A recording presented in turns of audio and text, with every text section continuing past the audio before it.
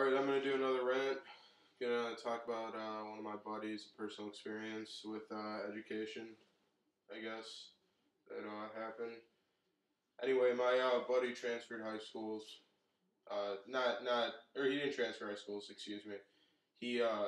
An extraneous circumstance occurred as to where he couldn't finish the semester of his high school, so he was going to go back next year and redo it. And, he moved to a neighboring town 10 minutes away. Excuse me. So he moved to a neighboring town 10 minutes away, and he had like one credit, so that was like 2 classes for one semester that he wanted to finish at the original high school he attended, and in order to do that, he had to prove residency, yada yada. So, I listed him under my residency because with the whole property tax, and what ended up happening is they sent a representative to verify his residency, and he ended up having to drop out of the high school because he wasn't there when the person came. Now, all I have to say is that this kid went to high school for 3.5 years, and for the system just to screw him over like that is just complete radical bullshit. Because in reality, when you become an educator or work for the education system, you take an oath to educate students, make them prospective entrepreneurs, make them not just even teach them or educate them about school or academics, but about life also. And just wanted to talk about this first because dropout rates in the United States are 1.3 million students a year, and 60% of them end up on welfare or in prison or all sorts of end up doing all sorts of negative things. And yeah, I just want to start off with that because, it's complete bullshit if you think about it. You take an oath to help kids, educate them, and then you just screw them over when they're, like semester short behind. But I was talking about property taxes earlier, and I want to get to education inequality and, like, why this is happening. So, you all know education equality. It's on an international level. Some places worse than others. For example, Africa. But I'm going to do it on a smaller scale and zoom in a little bit into Chicago. Now, this is a large jump, a large comparison. But if you think about the inner city schools and the North Shore schools, like Glenbrook North High School, Highland Park High School, Lake Forest High School, there's a huge difference between the educators, the supplies, and especially the supplies. Some of the stuff's unneeded. Like these North Shore high schools, we have smart boards in every single classroom, even in some classrooms that we don't even use. Now, what's the point of that? When there are kids, within a 20-mile radius from you who don't even have enough pens or paper, and teachers who are getting paid $200,000 a year, as opposed to teachers who are getting paid $30,000 a year. I'm not saying you should be motivated to teach based on your salary, but, generally more qualified teachers will aim to apply for a job for these better high schools for more pay. But $200,000 to educate a student, students, take a $50,000 pay cut, make $150,000 a year. You're still rich class. You're not close to middle class, and maybe those teachers, those teachers will, like in the inner city schools, will be getting paid $80,000 or stay more motivated, or maybe with the supplies there'll be more funding. If you don't need all these smart boards, it's unnecessary. It may even be a distraction. Kids want to play with the smart boards.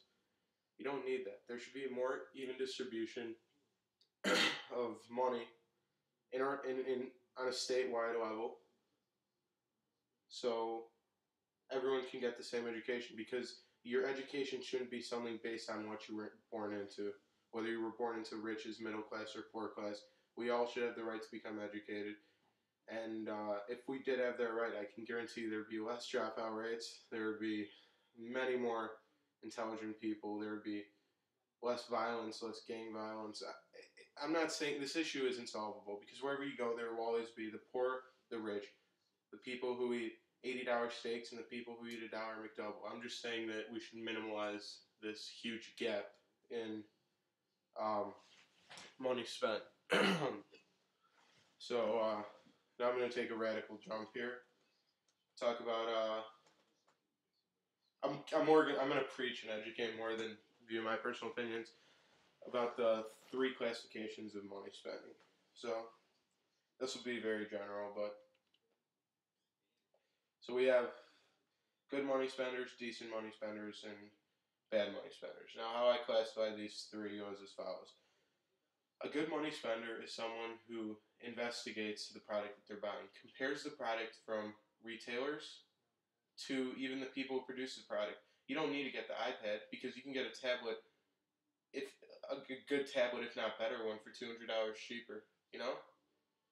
So a good money spender will generally do these investigations and wait for items to go on sale because, you know, if you're going to buy something and Black Friday is in a week, you know, you might as well wait the week, save money, even if you're rich, you know.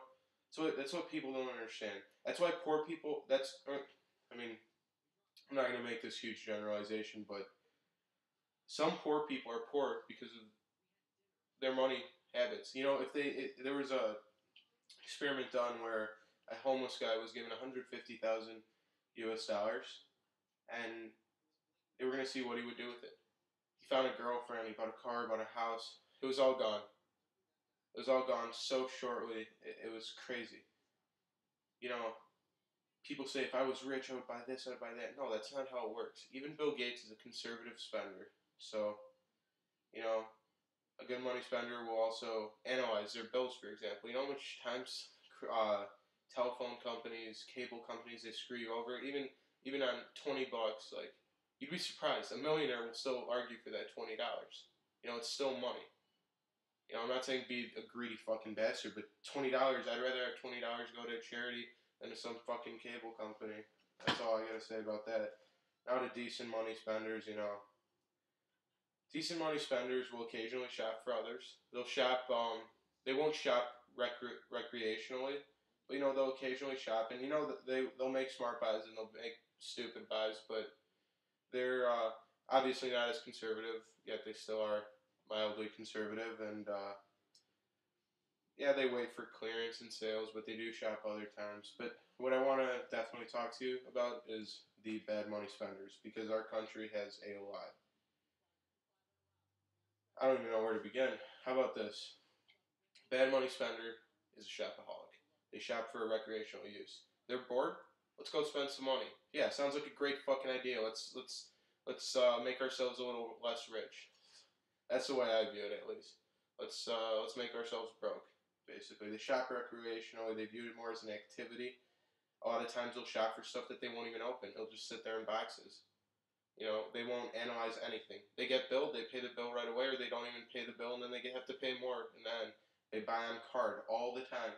They don't even look how much interest they're getting charged. They open numerous cards. They shop for others. You know, I'm not saying you shouldn't buy a gift for someone's birthday, but, you know, you shouldn't be so concerned with other people's financial gain from your pockets as your own financial gain. You shouldn't.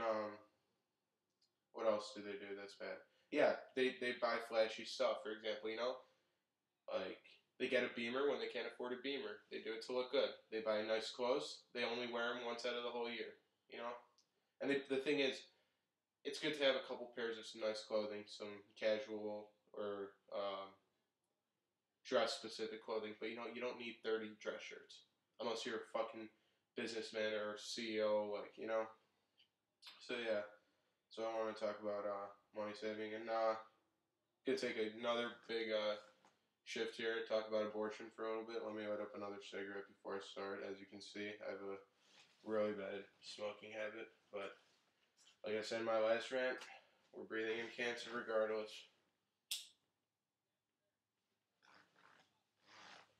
So, in regards to abortion, in regards to people preaching about, you know, abortion is bad, it's against the Bible, it's against, you're anti-Christ if you believe into it. First of all, I can guarantee you 90% of the people who say they strongly believe in Christ don't believe in Christ. You see people buying $3,000 crosses. You're not, and